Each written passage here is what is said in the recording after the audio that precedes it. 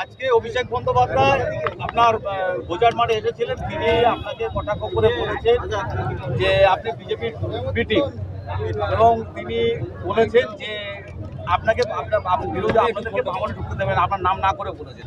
দেখুন, ভাঙনের মানুষ নওশাদ সিদ্দিকীকে চেনে, নওশাদ সিদ্দিকীকে জানে, সেই জন্য এত হিংসা, মিথ্যা কেস, কর্মী খুন, এত পরেও ভাঙনের মানুষ আজকে আমার পাশে আছে। যে ভাঙনের মানুষ আসছে তাদের বিরিয়ানির প্যাকেট টাকা পয়সা দিয়ে নিয়ে আসতে হচ্ছে না, বাইরে থেকে লোক এসে বিল করাতে হচ্ছে না। শুধুমাত্র ভাঙনের মানুষের কাছে ভরসা আছে বলে বিজেপি বিটিং বলে আমাদেরকে দেখে দিচ্ছে। তৃণমূল কংগ্রেস 1998 সালে বিজেপির হাত ধরে জন্ম হয়েছে, তাদের নিয়ে কথা বলতে বলুন। 1999, 2000, 2001, 2002, 2004 বিজেপির সাথে তৃণমূল ঘর সংসার করেছে, আইএসএফ ঘর সংসার করেনি। সুতরাং ওনাকে বলবো, ওনার পিসি বিজেপির সাথে কি সাক্ষাৎ ছিল সেটা নিয়ে চর্চা করতে বলুন, আইএসএফকে নিয়ে চর্চা করতে হবে না। বলছে যে শুভেন্দু অধিকারী যখন বলে উত্তরপ্রদেশের যোগী আদিত্যের মতো বাংলার মুসলমানদের সোজা করে দেবো, তখন নওশাদ সিদ্দিকী শুভেন্দুর প্রশংসা করে। তখন মমতা ব্যানার্জি শুভেন্দু অধিকারীর বিরুদ্ধে মামলা কেন করে না? যখন বলে সিএএদের পেছন দিকে লাথি মেরে বাংলাদেশে পাঠিয়ে দেবো, তখন মমতা ব্যানার্জি মামলা করে না কেন? যখন মুসলিম একটা এসডিপিওকে শুভেন্দু অধিকারী তার ধর্মীয় পরিচয় তুলে যেভাবে খিল্লি করেছিল, বসিরহাটের এসপিকে যেভাবে তার ধর্মীয় পরিচয় তুলে খিল্লি করেছিল, তারপরে শুনলাম একটা শিখ অফিসারকে যেভাবে খালিস্তানি বলেছিল নাকি একটা আওয়াজ উঠেছিল, তার বিরুদ্ধে কড়া ব্যবস্থা নিয়েছে।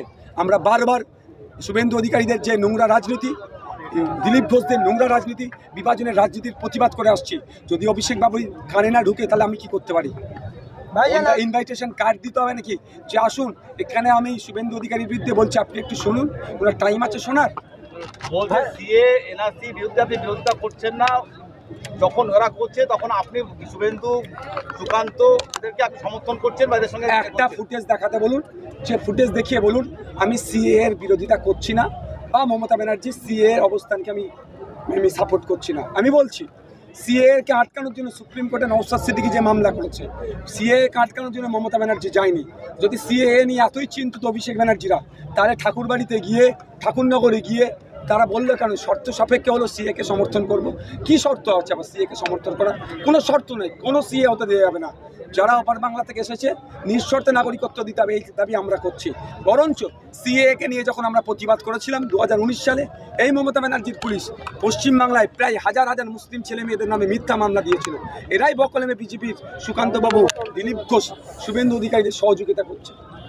যেখানে কেন্দ্রীয় বঞ্চনার কথা বলা হচ্ছে, 100 দিনের টাকা, ঘরের টাকা আটকে দিয়েছে কেন্দ্র, সেখানে যখন তৃণমূলের সাংসদরা যখন গিয়ে পার্লামেন্টে যখন করছে, বিক্ষোভ দেখাচ্ছে, তখন নওশাদ সিদ্দিকী সেই নিয়ে বিজেপির প্রতিবাদ না করে তিনি মমতা বন্দ্যোপাধ্যায় সমালোচনা করছেন। মমতা বন্দ্যোপাধ্যায়ের দল চুরি করেছে বলে আজকে এই দুর্দিনটা হচ্ছে।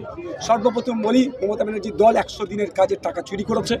দ্বিতীয় বলি, বিজেপি নোংরা রাজনীতি করছে, বারবার বলে এসেছি।